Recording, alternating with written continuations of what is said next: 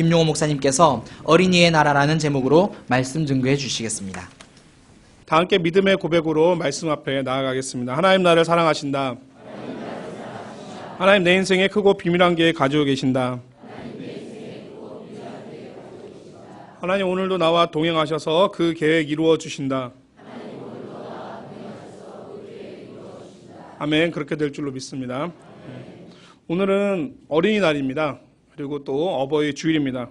오늘 읽은 말씀을 통해서 주님께서 우리에게 주신 하나님의 나라는 누가 들어가며 또 어떻게 들어가는지를 깨닫고 풍성한 은혜를 누리는 그런 시간 되시기를 바랍니다.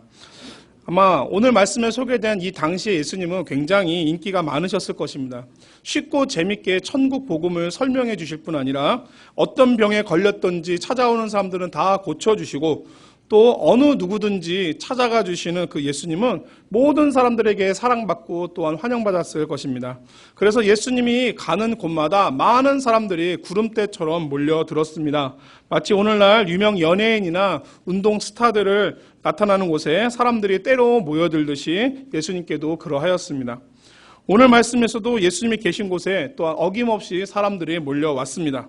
그 중엔 부모님의 손에 이끌려 찾아온 아이들이 있었습니다. 같은 말씀이 기록된 마태복음 19장에 보면 부모들이 예수께서 안수하고 기도해 주심을 바래서 자녀들을 데려왔다라고 기록되어 있습니다. 당시 유대인 사이에서는 아이들을 랍비에게 데려가 랍비에게 축복을 받는 그런 풍습이 있었는데 랍비들은 옛날 우리 창세기에 나오는 야곱이 그의 자녀들을 축복하는 것과 같이 자녀들의 머리에 손을 얹으면서 축복을 해줬다고 합니다. 우리나라도 비슷한 것 같습니다. 우리가 존경하는 인물, 또 우리가 사랑하는 사람들이 있을 때 자녀들을 그들에게 데려가면서 그분들이 아이가 참 예쁘네요. 이렇게 또 칭찬도 해주고 또 쓰다도 드머주시고 또 그리고 덕담도 한마디 건네준다면 얼마나 기쁘겠습니까? 사실 어른들 찾아갈 때 그런 것 바라면서 가는데 마찬가지로 이 부모님들도 예수님께 자기 자녀 보여주고 쓰다듬어 주시고 또한 칭찬 한마디 듣고 싶어서 자녀들을 데려온 것입니다. 그런데 제자들은 좋은 의도로 예수님을 찾아온 이 부모님을 향해서 어떻게 했냐 하면 꾸짖었다라고 오늘 말씀은 말하고 있습니다. 꾸짖다란 말의 뜻은 혼내다 또는 올바로 가르치다라는 뜻을 갖고 있습니다. 왜 제자들은 부모들이 예수님께 축복받으러 아이들을 데려온 것을 보시고 왜 혼내고 그들을 가르치려고 꾸짖으며 얘기했을까요? 동서양을 막론하고 모든 고대 사회에서는 어린이를 그저 아직 성인이 되지 못한 불완전한 인간 정도로 취급을 했습니다. 과거에는 생산활동을 하는 성인만이 사람 대접을 받았기 때문에 아직 생산활동을 하기는커녕 있는 것 소비하는 어린아이들은 성인이 될 때까지 무가치한 존재로 여겼습니다. 지금 제자들은 이런 관점에서 이 아이들을 대하고 있습니다.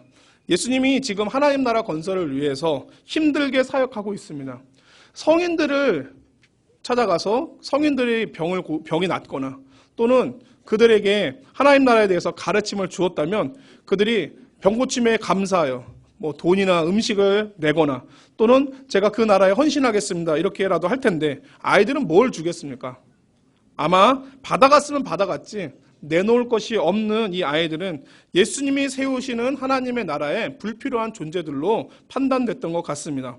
그래서 그런 어린 아이들을 예수님께 데려오는 부모들은 매우 개념 없고 또는 경우 없는 사람들이라 판단을 하고 제자들은 그들을 향해 꾸짖었던 것입니다. 이처럼 사람을 효용 가치에 따라서 만나는 것은 바로 세상의 방식입니다. 재산이 있을 때, 지위가 높을 때는 명절 때만 되면 찾아오는 사람들이 참 많습니다. 찾아지 못해도 선물 하나씩 보냅니다. 그러나 그러지 않을 때는 전화 한 통화 오지 않습니다. 효용 가치가 있을 때는 좋은 대접을 받지만 효용 가치가 떨어지면 그러지 않는 것이 세상에서 사람을 대하는 방식입니다. 하지만 하나님의 나라는 그 기준이 다릅니다. 소유와 상관없이 모든 사람의 가치는 똑같습니다. 예수님께 모든 사람은 다 소중한 자녀이며 길 잃은 어린 양이며 도움이 필요한 영혼들입니다. 그래서 예수님은 대상을 가리지 않고 모든 사람들을 만나 주셨습니다. 삭개오 같은 부자도 또 나사로와 같은 가난한 사람도 또 경건한 바리새인도 창녀와 죄인들도 남자와 여자 어른과 어린이를 가리지 않고 그들 모두를 똑같은 가치로 보시고 똑같이 사랑하셨습니다. 그런 예수님이 보시기에 사람들을 그 가진 소유에 따라서 가치를 재고 차별하고 있는 제자들의 모습은 매우 분해할 만한 상황이었습니다. 제자들은 그런 제자들의 작태에 분연하게 분을 내시고 그들이 앞으로 따라야 될 분명한 행동 지침을 내리셨습니다. 아이들이 내게 오는 것을 허락하라. 그리고 막지 말라. 이와 같은 행동 지침을 내리신 후에 이어서 자신이 세우는 하나님의 나라의 소유권이 누구에게 있는지를 선언하십니다. 하나님의 나라가 이런 자의 것이니라.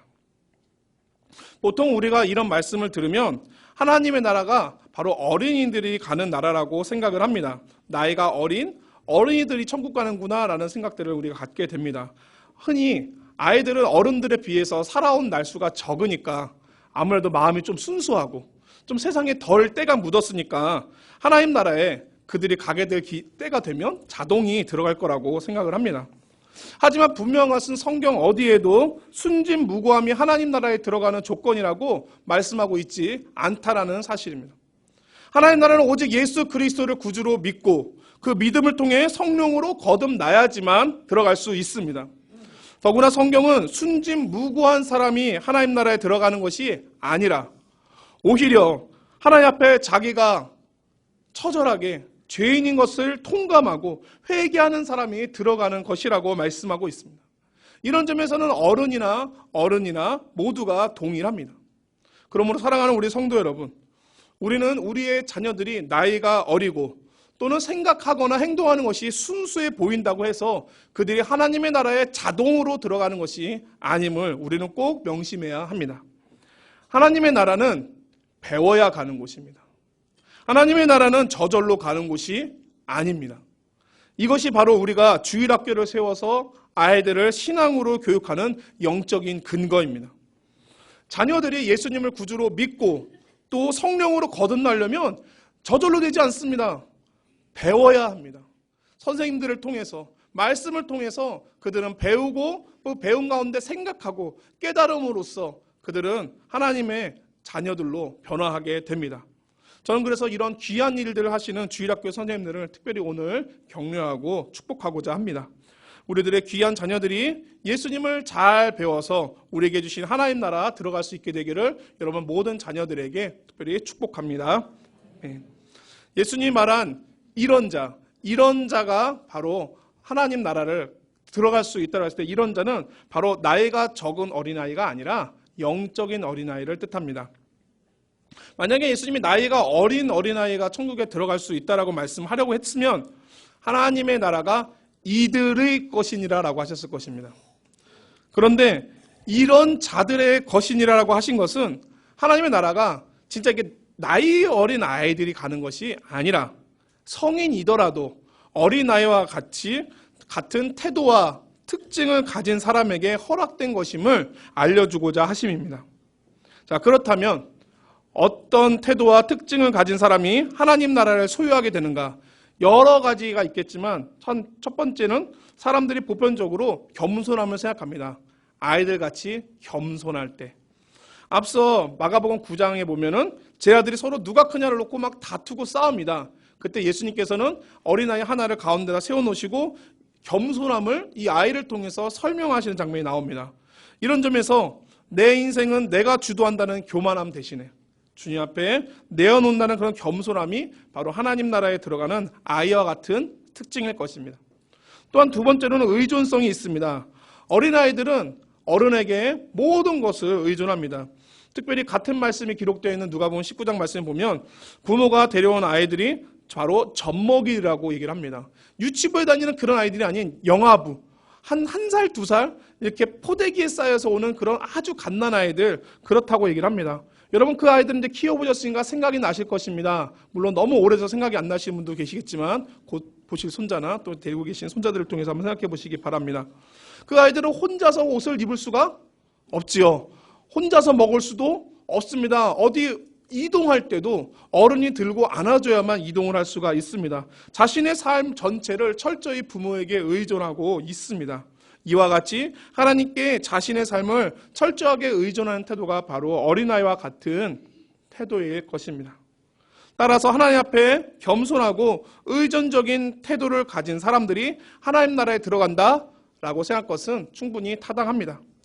여기까지 우리들이 하나님 나라에 누가 들어가는가? 바로 하나님 나라에 어린아이와 같은 태도와 특성을 가진 사람들이 들어가는 것을 보았습니다. 근데 이후부터는 어떻게 들어가는지에 대해서 함께 더 살펴보고자 합니다. 지금 오늘 우리가 읽은 이 말씀은 마태복음, 마가복음, 누가복음 세 개 복음서에 모두 공통으로 기록이 되어 있습니다. 그런데 특이한 점이 하나 있습니다. 마태복음과 누가복음에는 오늘 이 말씀이 우리가 읽은 14절 말씀, 천국이 이런 사람의 것입니다 라고 말한 데서 그냥 이야기가 끝납니다.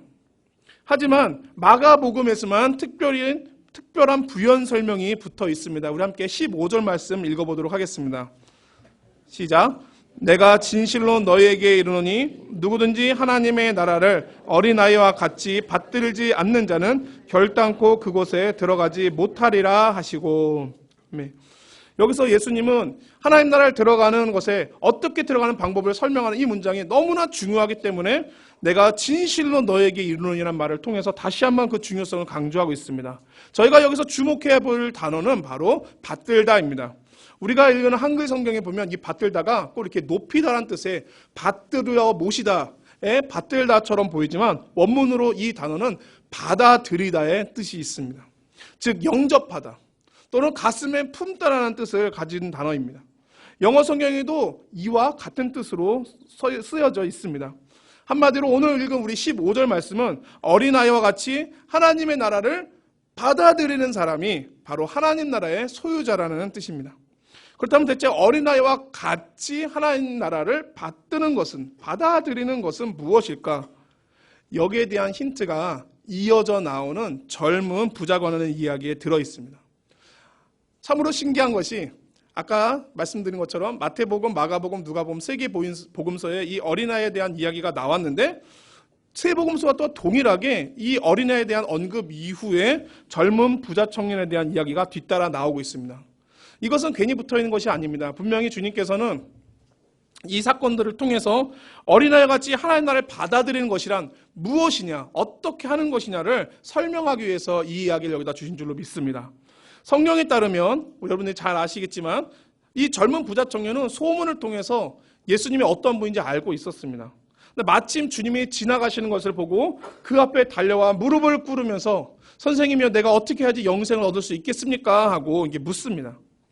그는 주님 앞에 무릎을 꿇어 앉아 영생에 대해 물을 만큼 겸손했고요.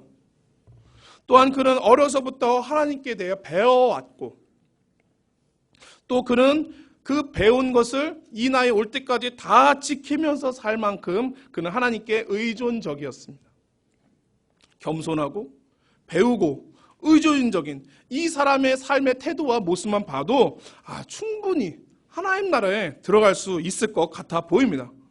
그러나 주님은 이 사람에게 하나님 나라를 어린아이와 같이 받아들이는데 한 가지 걸림돌이 있는 것을 발견하십니다. 그것은 바로 그 사람이 가지고 있는 많은 물질이었습니다. 그래서 주님께서는 이 사람에게 그 해결책을 제시하십니다. 마가복음 10장 21절에 네가 가진 것을 팔아 가난한 자들에게 주라. 그리하면 하늘에서 보화가 네게 있으리라. 그리고 와서 나를 따르라. 아마도 어린아이처럼 하나님 앞에 겸손하고 또 의존적인 이 부자 청년은 예수님의 가르침에 따라 하나님 나라를 쉽게 받아들일 것 같아 보였습니다. 그러나 애석하게도 그는 여기까지였습니다. 그는 여기서 안타까운 모습을 보이면서 뒤로 돌아가는 모습을 볼 수 있습니다. 그 이유가 무엇인지 성경은 22절에서 이렇게 얘기하고 있습니다. 이 사람은 재물이 많은 고로 재물이 많은 것이 그에게는 끝내 하나님 나라를 어린아이와 같이 받아들이는데 걸림돌이 되었다는 뜻입니다. 저는 이 말씀을 통해서 오늘 이 자리에 계신 나름 부유하신 성도님들이 시험에 들지 않으시기를 바랍니다. 이것은 부자들이 천국에 가지 못한다라는 뜻이 아닙니다. 그러나 이 부자 청년 이야기를 통해서 우리에게 전해주신 것은 뭐냐? 부유한 사람들이 가지기 쉬운 한 가지 맹점이 있는데 바로 그 맹점이 천국을 소유하는 데 심각한 장애가 된다는 것입니다. 사랑하는 우리 성도 여러분, 어린아이와 부자 모두에게 천국이 소개가 되었습니다. 그러나 한쪽은 천국을 받아들였지만 다른 한쪽은 천국을 소개받았지만 받아들이지 못했습니다. 왜 그럴까요? 둘 사이에 무슨 차이가 있을까요? 저는 가장 그 큰 차이는 그 나라에 대한 사모함 그리고 간절함이라고 생각을 합니다. 아이는 그 천국이 주어졌을 때 그것이 가장 소중한 것으로 여기고 가치를 재거나 따지지를 않았습니다.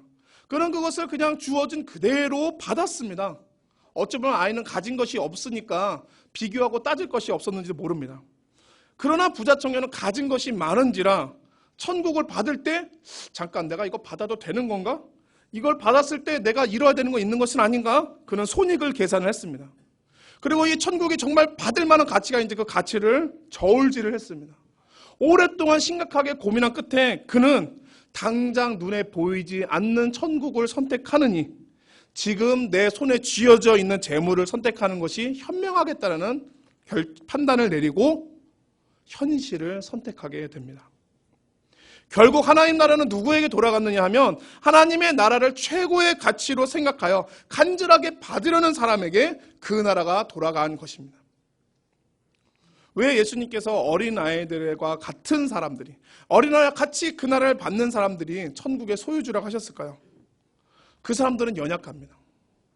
그리고 그들은 스스로 보호할 힘도 없습니다. 그러나 그들에게 있는 가장 큰 힘이 있으니 그것은 바로 철저히 하나님을 의지하는 태도입니다.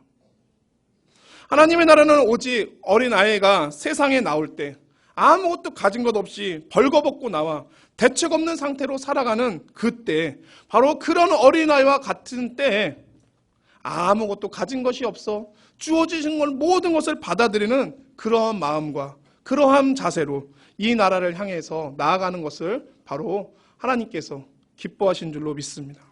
따라서 하나님 나라는 최고의 가치로 그 나라가 내게 최고의 가치가 있다고 생각하며 그 나라 받기를 간절히 원하는 사람만이 그 나라를 소유하게 되는 줄로 믿습니다.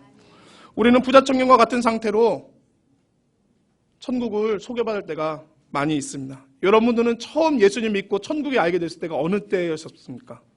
어린이와 같이 아무것도 갖지 않고 어려서 비교할 것이 없는 때에 천국을 만나셨습니까? 아니면 이 부자 청년과 같이 어느 정도 가지고 비교할 것들이 있는 상태에서 천국을 만나셨습니까? 우리가 바라기는 보통 이제 후자의 경우에 어느 정도 가진 것이 있는 상태에서 천국을 만났을 경우 우리는 인간지라 욕심이 듭니다. 둘 다 갖고 싶어요. 이것도 갖고 싶고 천국도 갖고 싶습니다. 하지만 안타까운 것은 둘 다 가질 수가 없습니다. 주님은 우리에게 태도를 분명히 하라고 말씀하고 계십니다. 마태복음 6장 24절에 아무도 두 주인을 섬길 수 없다. 한쪽을 미워하고 다른 쪽을 사랑하거나 한쪽을 중요히 여기고 다른 쪽을 업신여길 것이다. 너희는 하나님과 재물을 겸하여 섬길 수 없다. 인생을 사는데 어찌 물질이 필요하지 않겠습니까? 저는 여러분에게 오늘 이 말씀을 통해서 우리가 천국 가는데 물질이 중요하지 않다라고 말씀드리는 것이 아닙니다. 하지만 우리가 오늘 이 말씀을 잘 생각해보면 또한 이후에 있는 말씀을 생각해보면 물질은 하나님 나라 들어가는데 절대 서로 대립되는 것이 아닙니다.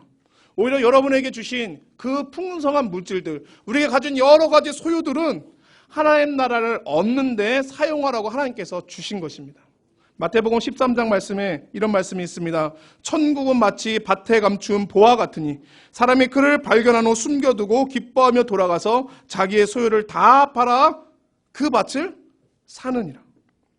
천국을 보았습니다. 그것을 차지하고 싶어서 무엇을 사용합니까?